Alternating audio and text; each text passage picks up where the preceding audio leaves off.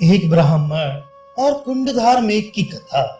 राजा युधिष्ठिर ने पूछा, पितामह, वेदों ने धर्म, अर्थ और काम तीनों ही की प्रशंसा की है, अतः आप मुझे बताइए कि इनमें किसको प्राप्त करना सबसे अच्छा है।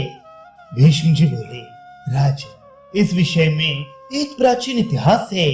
एक बार कुंडधार नाम के मेघ ने प्रसन्न होकर अपने एक भक्त पर कृपा की थी। वह प्रसंग मैं तुम्हें सुनाता हूँ। किसी समय एक निर्धन ब्राह्मण ने सकाम भाव से धर्म करना चाहा। तब उसने यज्ञानुष्ठान के लिए धन पाने की इच्छा से बड़ा कठोर तप किया। इसी निश्चय से उसने भक्ति पूर्वक देवताओं की बड़ी पूजा की, तो भी उसे धन न मिला। एक दिन उसने अपने समीप देवताओं के सेवक कुंडधार मेघ को खड़ा देखा।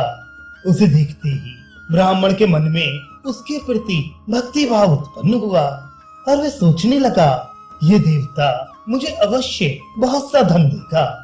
ये सोचकर उसने धूप, दीप, चंदन, पुष्प और तरह तरह के नैवेद्यों द्वारा उसकी पूजा की। इससे थोड़ी ही देर में प्रसन्न होकर मेघ ने कहा, सत्पुरुषों ने ब्रह्म हत्या, सुरापान, चोरी और व्रत भंग करने वालों के लिए तो प्रायश्चित बताए हैं, किंतु कृतघ्न के लिए कोई प्रायश्चित नहीं है। इसके बाद वह ब्राह्मण कुशाओं की शैया पर सो गया। वह शम, दम, तप और भक्ति भाव से संपन्न तथा शुद्ध हृदय वाला था। उसे रात ही में कुंडधार के प्रति अपनी भक्ति का परिचय मिल गया। उसने स्वप्न में बहुत से देवता देखे। उनमें मणिभद्र नाम का एक देव श्रेष्ठ अन्य देवताओं के सामने तरह तरह के फल याचकों को प्रस्तुत कर रहा था। देवता लोग उन फल याचकों के शुभ कर्मों के बदले उन्हें राज्य और धन आदि दे रहे थे। इतने ही में कुंडधार देवताओं के आगे आकर पृथ्वी पर लेट गया। तब उससे मणिभद्र ने पूछा, कुंडधार, तुम क्या चाहते हो? कुंडधार बोला, ये ब्राह्मण मेरा भक्त है। यदि देवता लोग मुझ पर प्रसन्न हैं, तो मैं इसके ऊपर कुछ कृपा करना चाहता हूँ, जिससे इसे कुछ सुख मिल सके। तब देवताओं के ही कहने से मणिभद्र ने उससे कहा, उठो उठो, लो तुम्हारा काम बन गया, अब प्रसन्न हो जाओ। देखो, यदि इस ब्राह्मण को धन की इच्छा हो तो इसे मनमाना धन दे दो। किंतु कुंडधार ने ये सोचकर कि मानव देह चंचल और नाशवान है, उससे कहा, इस ब्राह्मण की बुद्धि तप में लग जाए। मैं अपने भक्त को रत्नों से भरी हुई पृथ्वी या कोई विशाल रत्न राशि नहीं देना चाहता। मेरी तो यही इच्छा है कि ये धार्मिक हो जाए। मणिभद्र ने कहा, राज्य और तरह तरह के दूसरे सुख भी सर्वदा धर्म के ही फल हैं, इसलिए इसे फल ही भोगने दो ना। उनमें किसी प्रकार का शारीरिक क्लेश भी नहीं है। भीष्म जी कहते हैं, किंतु इस पर भी कुंडधार ने तरह तरह से धर्म के लिए ही आग्रह किया। इससे देवता लोग बड़े प्रसन्न हुए और मणिभद्र ने कहा, तुम पर और इस ब्राह्मण पर सभी देवता प्रसन्न हैं, अतः ये धर्मात्मा होगा और इसकी बुद्धि धर्म में ही रहेगी। इस प्रकार सफल मनोरथ होकर वह मेघ बड़ा प्रसन्न हुआ। उसने वह पर पाया जो दूसरों के लिए बहुत दुर्लभ था। इतने ही में ब्राह्मण को अपने पास बहुत से महीन और बहुमूल्य वस्तु दिखाई दिए। उन्हें देखकर उसे वैराग्य ही हुआ। वह कहने लगा, मेरी तपस्या का उद्देश्य इस कुंडधार ने ही नहीं समझा तो दूसरा कौन समझ सकेगा।